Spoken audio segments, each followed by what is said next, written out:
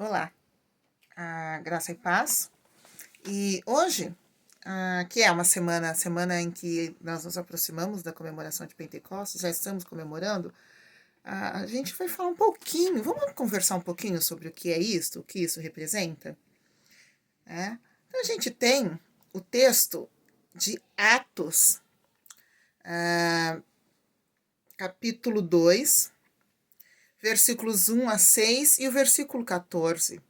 Narra um pouquinho dessa festa que a gente vai falar hoje, né? A festa de Pentecostes. De repente veio do céu um som como de um vento muito forte, encheu toda a casa na qual estavam assentados. Todos ficaram cheios do Espírito Santo e começaram a falar em outras línguas, conforme o Espírito os capacitava. E viram o que parecia línguas de fogo, que se separaram e pousaram sobre cada um deles. Havia em Jerusalém judeus, devotos a Deus, vindos de todas as nações do mundo. Ouvindo-se o som, ajuntou-se uma multidão que ficou perplexa, pois cada um os ouvia falar em sua própria língua. Então Pedro levantou-se com os 11 e, em voz alta, dirigiu-se à multidão. Homens da Judéia e todos os que vivem em Jerusalém, deixem-me explicar isto. Ouçam com atenção. Isso está em Atos 2, 1 a 6 e o versículo 14. A gente fala muito de Pentecostes. O que você acha que é Pentecostes, né? A gente deu muitos sentidos, mas hoje eu queria que a gente pensasse um pouquinho em algumas questões. Quando foi isso? A gente tem aqui que era uma festa conhecida como Pentecostes ou Shavuot, que é a festa da colheita que acontece 50 dias depois da Páscoa. Então Jesus morre, ressuscita, passa 40 dias com eles, aí Jesus vai ao céu e mais 10 dias, das 50 dias, acontece essa festa e nessa festa é que ocorre o evento que a gente tem aqui. E é muito interessante porque quando a gente vê esse quando aqui, esse período em que Jesus passa com eles e depois ele vai aos céus, a gente tem o quê? Pessoas que estão esperando. Quando a gente vai no capítulo 1, a gente vê que ali eles estão conversando com Jesus nesse período e tudo, e eles ainda têm uma ideia de que, puxa vida, agora chegou o tempo de tomar e restaurar o reino a Israel, ainda estão tentando compreender, afinal de contas, o que é o Messias. O Messias é um chefe militar? A gente tem isso no capítulo 1, quando eles perguntam, restaurarás nesse tempo o reino a Israel, no versículo 6? E aí o que Jesus fala? Vocês vão receber poder quando o Espírito Santo chegar. Eles estão pensando no poder temporal. É agora que a gente vai tomar o poder?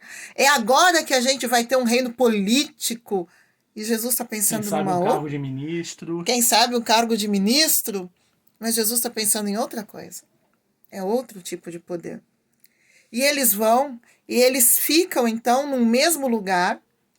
Lá no capítulo 1 fala que eles foram, então, para o mesmo aposento e que chegaram a um lugar onde estavam hospedados. Estavam os 11 e tinha a família de Jesus e as mulheres. Era bastante gente num lugar só.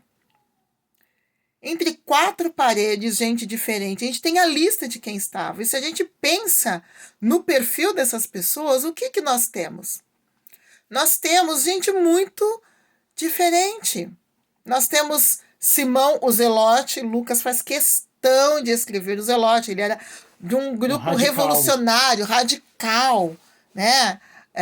Que queria derrubar o Império Romano, mas nós também temos Mateus, o publicano, que representava o Império. Por um bom tempo da vida dele cobrava impostos e era considerado por muitos dos seus irmãos judeus como um vendido ao Império Romano. Exato. Então um queria derrubar o Império, o outro era funcionário do Império. Esses são os que o texto fala que estavam ali. E tinha pescador, tinha mulheres que não eram permitidas receberem ensino, mas que seguiam a Jesus. Elas estavam lá. Gente muito diferente convivendo entre 4 paredes. Você tem convivido entre quatro paredes nesse confinamento com muita gente que às vezes você não tinha muito contato? Como que é conviver nesse confinamento?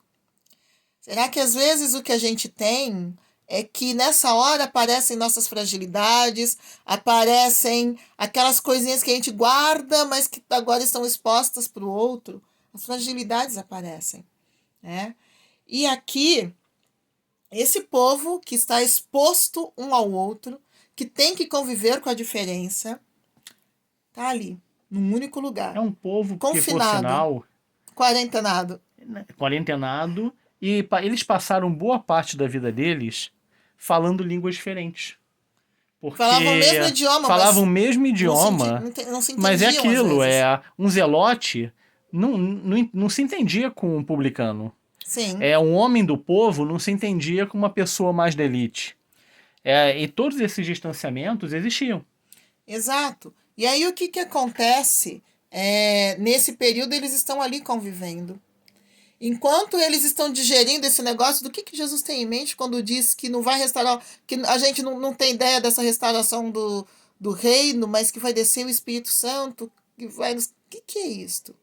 Eles não têm ideia do que Jesus vai fazer com eles enquanto estão no confinamento. E eles não têm ideia nem do que eles vão ser capazes de fazer depois de tudo isso.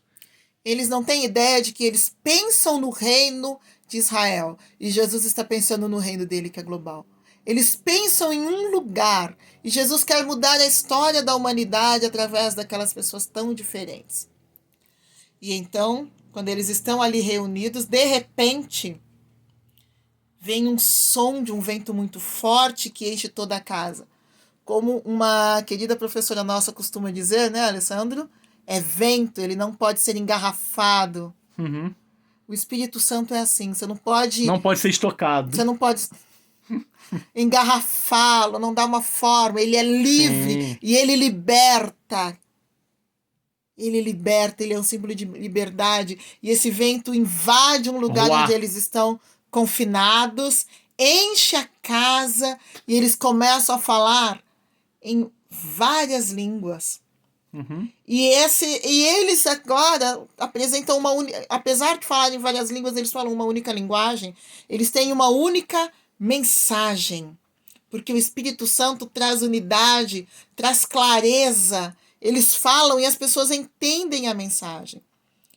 Clareza e unidade são marcas do Espírito Santo. Divergência não, ainda que se fale a mesma língua, o mesmo idioma, mas quando há divergência não há presença do Espírito Santo. O Espírito Santo traz unidade, traz clareza. O Espírito Santo traz poder. Mas que poder é esse que o Espírito É Santo traz? capacitação, não é no sentido de poder político, Força não física, é de força força bruta, física, força mas é de militar. Não é isso. capacidade. E eles têm, então, a capacidade de explicar para o mundo a mensagem. E pessoas de todos os lugares conseguem entender. E o Espírito Santo, então, que vem com poder, com capacidade, ele os capacita, ele nos capacita, não importa quem somos ou quem fomos.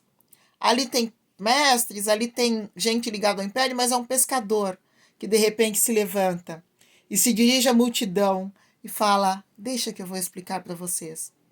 Como que Pedro faz isso? Porque ele recebeu o Espírito que capacita. Que nesse tempo você possa receber esse espírito de capacitação do Senhor, De capacitação, de de unidade, comunhão, de de comunhão. unidade, de clareza. Amém? Amém.